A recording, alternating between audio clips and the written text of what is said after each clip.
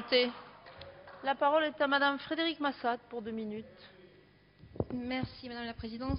Alors, comme cela a été dit ce soir, le logement est vraiment une préoccupation des Français. L'accès au logement est un véritable parcours du combattant, puisque aujourd'hui, 700 000 personnes sont privées de logement personnel, plus de 3 millions de Français sont en situation de mal logement et 1,4 million de nos compatriotes sont dans l'attente d'un logement social.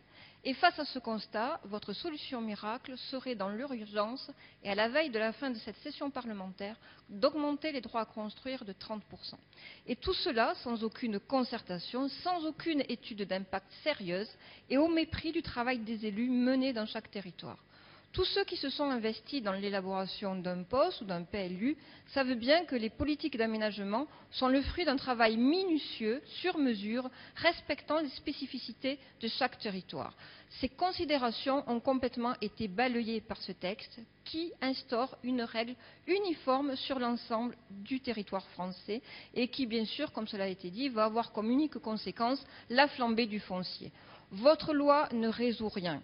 Une politique publique cohérente aurait dû être construite, or rien n'a été fait depuis 10 ans.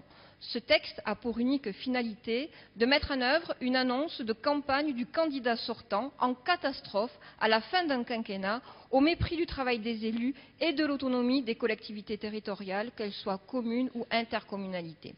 Ce texte recentralisateur ne répond ni à l'attente des élus, ni à l'attente des citoyens et ni à l'attente des professionnels. Il n'augmentera en rien le nombre de logements disponibles. C'est en fait un cadeau, un superbe cadeau offert aux propriétaires fonciers et aux promoteurs immobiliers. Merci Madame la